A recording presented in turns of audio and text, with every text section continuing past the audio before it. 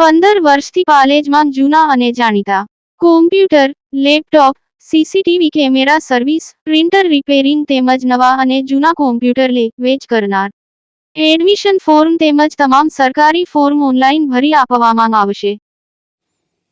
Ankleshwar national highway 48 પર hit and run. P P Savani યુનિવર્સિટીના 23 વર્ષીય એનઆરઆઈ વિદ્યાર્થીનું કરુણ મોત. વાહન ચાલક ફરાર. નેશનલ હાઈવે પર કાર મૂકો અકસ્માત. અજાણ્યા વાહનની ટક્કરે વિદેશી વિદ્યાર્થીએ ગુમાવ્યો જીવ. પોલીસે તપાસ શરૂ કરી. અંકલેશ્વર નજીક નેશનલ હાઈવે નંબર 48 પર ટાપી હોટલ પાસે એક અત્યંત ગમખ્વાર અને હૃદયદ્રાવક માર્ગ અકસ્માત સર્જાયો હતો. કોસંબા સ્થિત પીપી સવાણી યુનિવર્સિટીમાં અભ્યાસ કરતા 23 વર્ષીય બાઇક સવાર એનઆરઆઈ વિદ્યાર્થીને કોઈ અજાણ્યા વાહન ચાલકે જોરદાર ટક્કર મારી હતી. આ ટક્કર એટલી ભયાનક હતી કે બાઇક સવાર વિદેશી છાત્રનું ઘટના સ્થળે જ કમકમાટી ભર્યું મોત નિપજવા પામ્યું હતું. અકસ્માત સર્જ્યા બાદ કાર મૂકો વાહન ચાલક પોતાનું વાહન લઈને ઘટના સ્થળેથી તાત્કાલિક ફરાર થઈ ગયો હતો.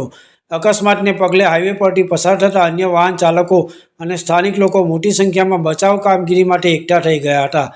ઘટનાની જાણ વાયુ વેગે પોલીસને કરવામાં આવતા અંકલેશ્વર રૂરલ પોલીસનો કાફલો પણ તાત્કાલિક અસરથી ઘટના સ્થળે દોડી આવ્યો હતો. પોલીસે ઘટના સ્થળનું પંચનામું કરી મૃતદેહનો કબજો લીધો હતો અને તેને પીએમ અર્થે નજીકની હોસ્પિટલ ખસેડ્યો હતો. પોલીસની પ્રાથમિક તપાસમાં બહાર આવ્યું છે કે મૃતક છાત્રનું નામ હલાલા માય ગોવે ખુમાલો છે, જે કોસંબા નજીક આવેલી પીપી સવાણી યુનિવર્સિટીમાં ઉચ્ચ અભ્યાસ અર્થે ભારત આવ્યો હતો. આ તરફ અંકલેશ્વર ગ્રામ્ય પોલીસે અકસ્માત સર્જી ફરાર થઈ ગયેલા અજાણ્યા ટ્રક ચાલક વિરુદ્ધ ગુનો નોંધી તેને ઝડપી પાડવા માટે આસપાસના સીસીટીવી ફૂટેજ મેળવવાની સાથે કાયદેસરની તપાસ શરૂ કરી છે. પાલેજ ટાઈમ્સ, ભરૂચ.